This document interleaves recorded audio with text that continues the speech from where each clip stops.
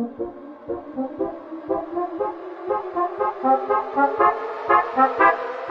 yang mana betul?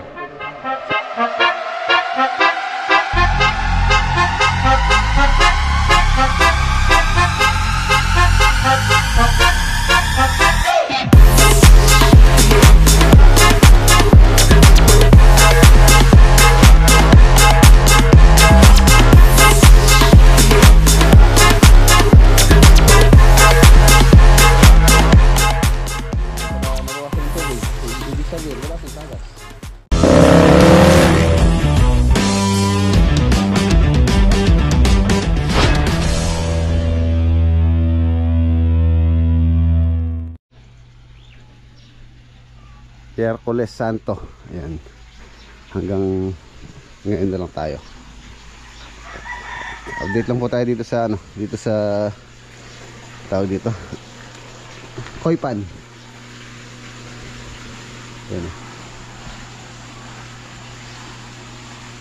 I-waterproofing ko po ito. Itong pinaka poles nya. Dahil meron siyang leak. Kailangan ma-waterproofing. Ayan. So far so good, maganda naman po yung filtration nya. Hindi siya lumabo. Kahapon medyo malabo yan eh. Ngayon luminaw na nga po siya ngayon eh. Yung mga isda nandun sa ilalim. Ayun o, nandun sila naglalaro. Tapos mamaya pagka maga tayo makauwi, itingin tayo ng koi. Meron po akong kausap dito sa may Santaan na lang malapit. Shoutout kay boss Matt Pamintuan. Siya po yung nag-repair o nag-recommenda dun sa bilihan ng koi. Bibili ako yung maliliit lang para marami yung mabibili ko. Medyo mura lang po yung maliliit para maraming lumalong-ilong dito. Tapos yung pong detalye nitong ano, itong aking ginawang filtration system, concrete, ipa-flash ko po sa screen yung details niya. Yan, kung gusto niyo po siyang gayahin para po may idea kayo kung paano to, paano yung kanyang function. Ayan. Linisin ko naman to. Ayan o. Malinaw. Galing dun. Galing dito sa ano. Ayan. First chamber. Net po nilagay ko yung lumang net. Sa ilalim yung ano yan. Sa ilalim po yung kanyang butas. Tapos mula sa ilalim meron tong yung tawag doon mating. Tapos bato. Tapos net. Nilagyan ko siya ng net. Yung mosquito net. Tapos nilagyan ko siya ng white sand, buhangin. Yung buhangin na nabibili lang sa hardware, pwede na po yun. Tapos yung pinagsalandrahan na ano, ay uling muna pala, uling. Uling, tapos yung pinagsalandrahan na buhangin, yung malalaking parang pumice. Pumice na ano, o labarak na maliliit. Ayan. Tapos dito meron din po yan, bato-bato. Maglalagay din po ako dyan, kaya lang wala pa akong ano ngayon. Makita ng mga bato. Ayan. Yan, i-play ko po yung video sa detalye nito. Detalye, yung dimension niya, tapos yung kanyang paano yung piping niya. So yun.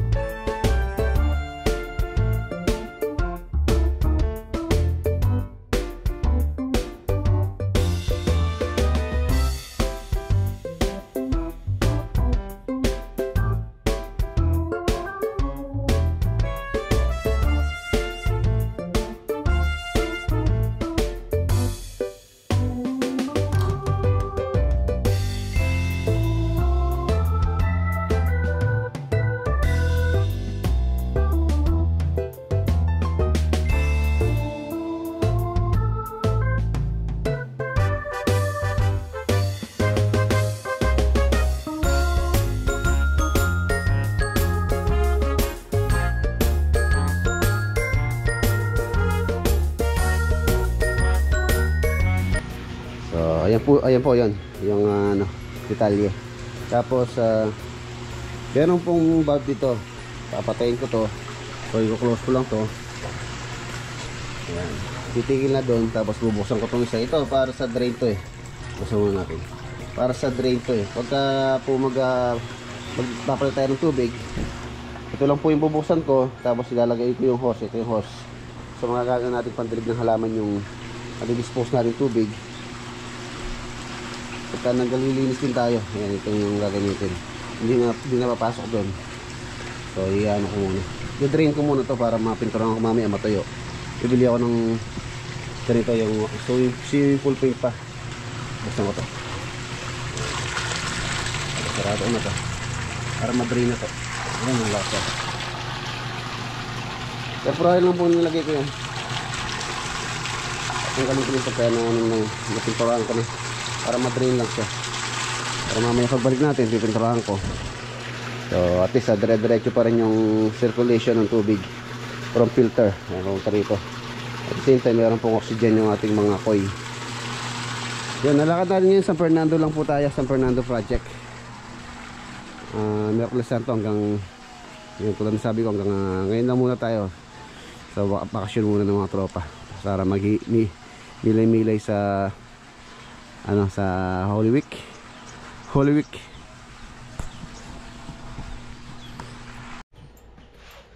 Ito palang ADB ang gagamitin ko po ngayon. ADB. Ang dami. Marami ang motor. Linis.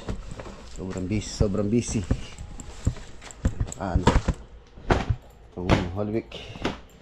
Makakapag-asikas tayong mga gamit. Linisan natin itong ADB. Tsaka pala yung C9. Change oil ko rin po. Medyo matagal-tagal na rin nung change oil ko yun. So kailangan nang ipalitan yung langis.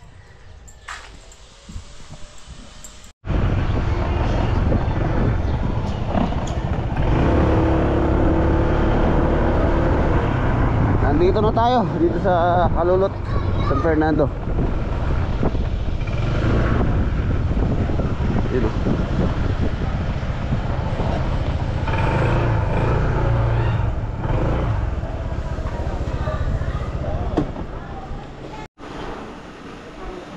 Ayan na mga boss, San Fernando project. Ay naka-install na po yung mga bintana.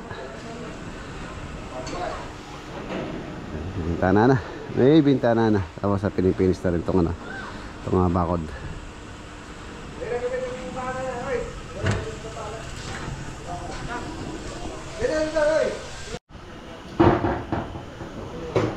Lapit na. Ayan, ongoing na rin yung kisame rito itong garahe. Bale yung request nila client mga boss na PVC panel white ang pinalagay po nila dito. Ayan. White na PVC panel.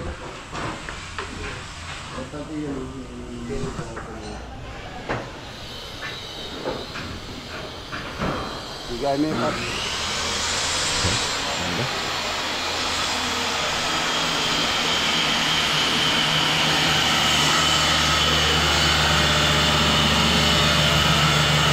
kanan na.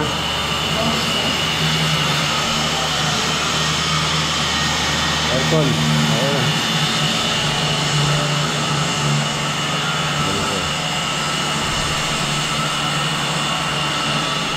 Okay sa rito. Para ma-close na. Retouch lang po ng mga pintura. Grout. Tapos retouch. So ayos. Spot na lang ng mga may ito, spot may damage na pintura. Ito may master, okay na rin aircon nya.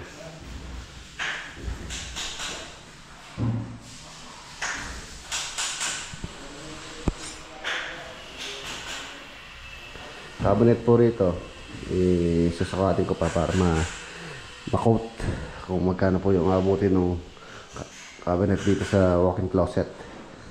CR. Papagrout na natin to bago natin lagay ng papagrout ko muna po bago pa-install yung mga accessories.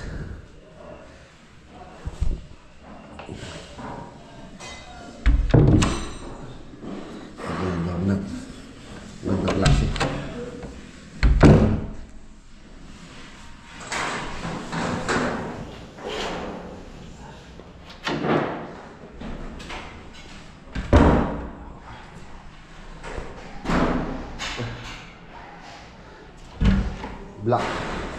Black ang napili ni client.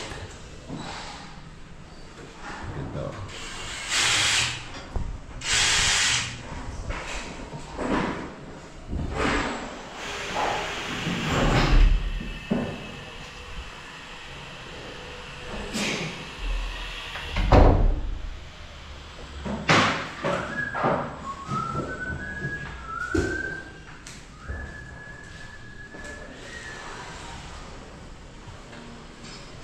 Maganda.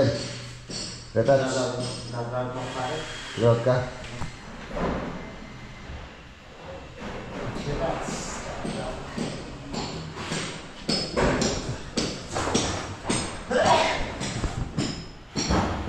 Si ilaw dito, saka dito pa. So after ano na yun, after all week, yun na rin po yung CR dito. Laundry. Yung washing machine. Ito yung ano lang pinaka drainage. So, naka-drop po siya. Drop siya dito sa lanay. Tapos ayun na yung lababo. Ito yung magiging dirty kitchen. Ayun na rin po yung bubong. Nilalagay po kami ng skylight dyan sa area na yan. Siguro mga sa tatlo. At least mga tatlo para po hindi madilim tong area na to. Tapos nalatagan na ng yero yan. So wala nang sunlight na papasok dito. Kailangan natin maglagay ng sunlight. Tapos maglagay po kami ng dito sa area ng ventilation. Lalagyan din po namin ng ano pala to, ng exhaust fan para pag nagluluto dito, so may lalabasan yung usok or yung mga amoy. Kaya meron din ventilation.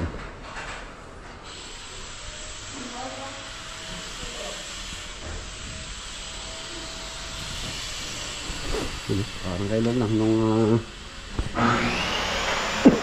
aguhukay, nagka-problema.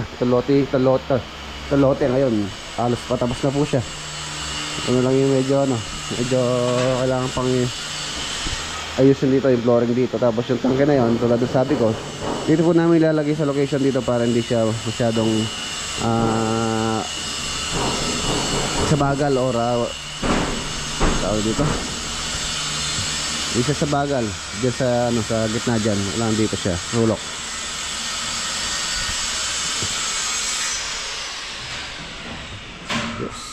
Ayos, tapos maglalagay po kami ng dito, gate, security gate. Ayan, shoutout kay Paring Toy tsaka kay Maring Seng dito. Security gate po dito para may privacy yung dito sa loob. Hindi basta-basta makakapasok iba na mayroong bisita. Yan na rin yung hardy planks. Tapos to, decostone po to. Decostone nilalagay dito.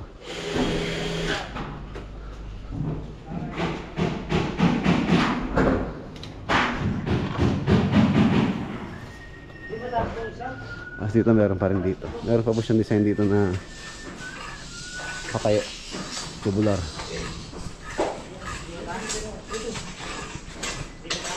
Tapos tiles. Importante matapos po sa loob.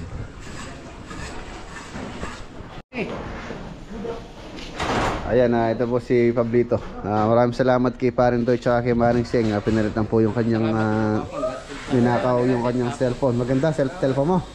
Ganda, iPhone, no? Oh, tatlo yung camera.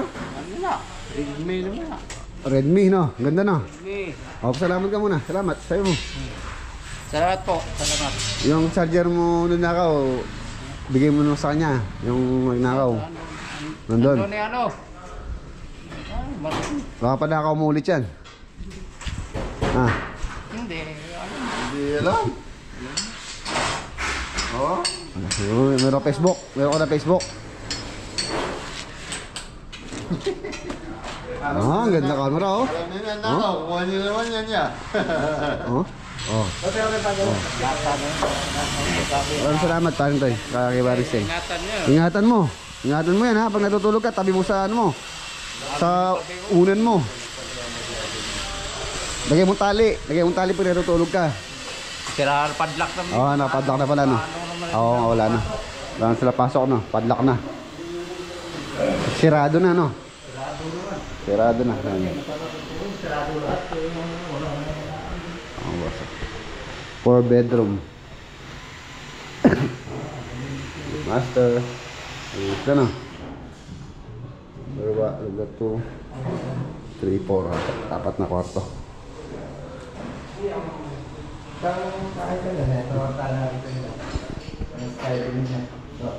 Ito. Wow. Simple lang mga boss pero elegant po siyang tingnan. Napakalinis tingnan. Elegant. Lalo na pagka natapos ako itong kitchen. Yan, itong kitchen, pag-usapan muna namin ni client yung gusto nilang ipalagay dito. Kung quartz ba, granite, or tiles. Ayan.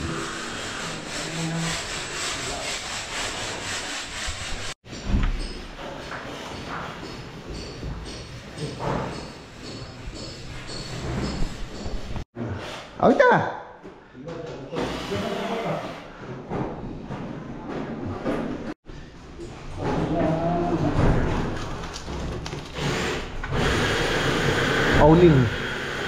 Owning type. Sliding. Lagi screen po, dala mo na lalili po.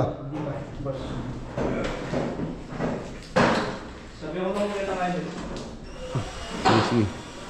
May screen pa po to. Screen door. Tanggalan na natin ito para malinis tingnan. Hindi siya mukhang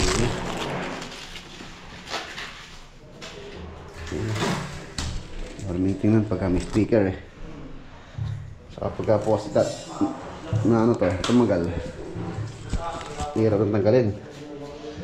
Pagka dumikit na sa aluminum, lalo na pag nasa labas. Kaya much better na agad nyo pong tanggalin. Huwag nyo hayaang tumagal. Lalo na sa labas po.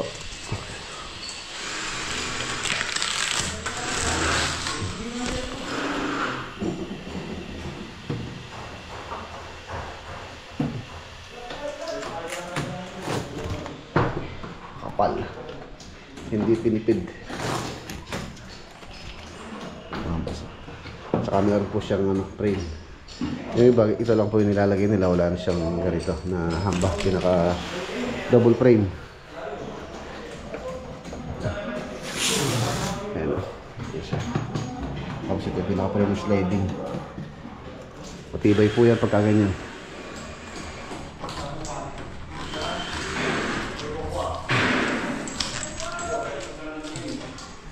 Malinis yung tingnan. Malinis siyang tingnan pagka ganyan. Yes. Malamig yata nito pagka nakabukas tong aircon. 1 horsepower. Standard size ng po ito. 3 meters by 3 meters halos. Meron din dito.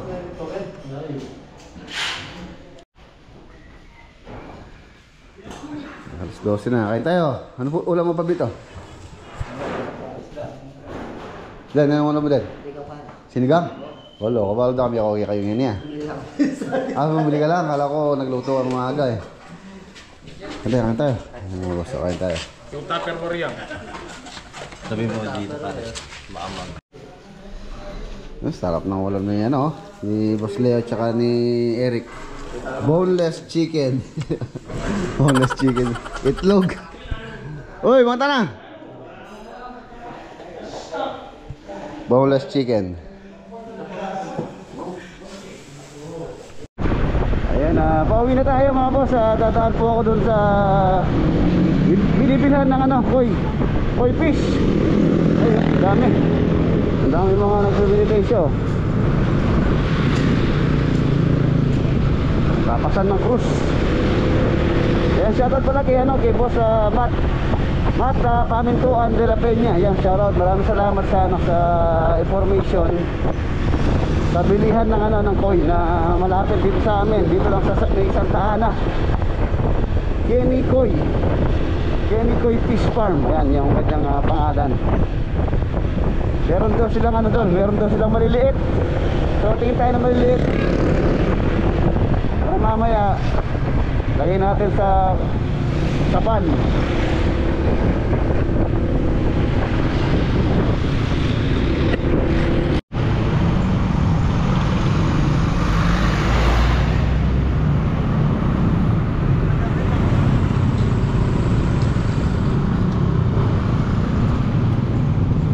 Dami pong mga nagtitinitensya.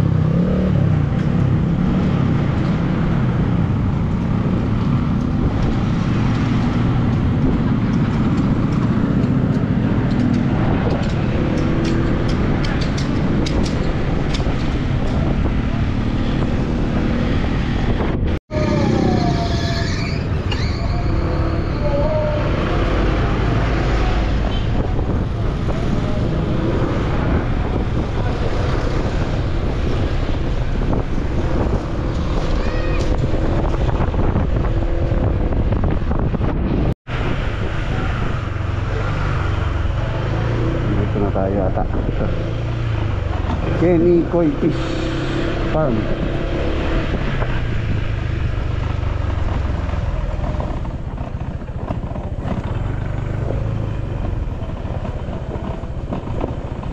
Pwede mo mangutang? Hindi pwede main dangasan? Koi yaw Reds.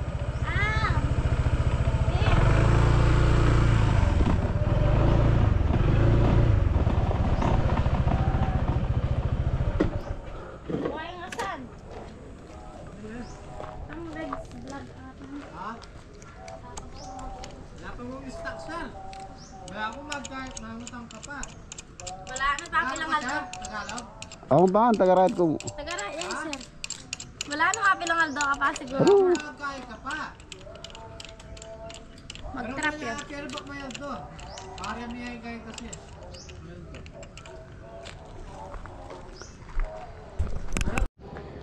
Ayan mga boss, wrong timing tayo. Wala daw silang isda ngayon.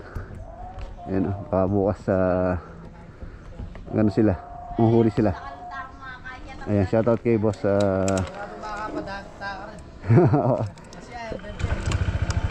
Awa, bukas banta promote ka na. Yes sir, thank you. Okay, thank you. Boss Matt, Pamintuan. Bukas balik tayo. Mahuhuli daw kami doon sa fish pan. Bukas sila mahuhuli.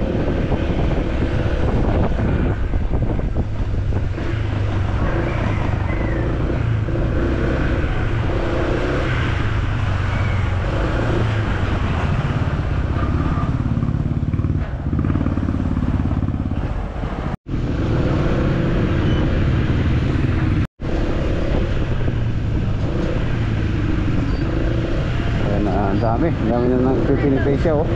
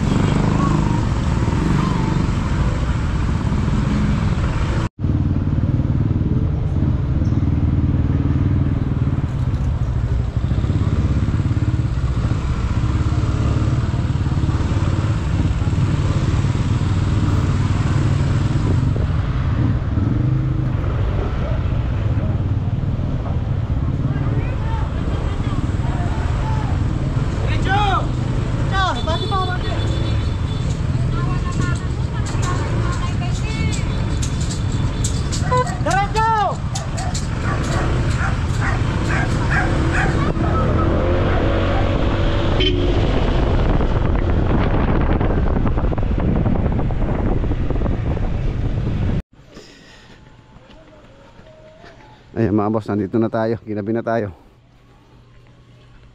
Ginabi na tayo. Dipin natin yung mga isda.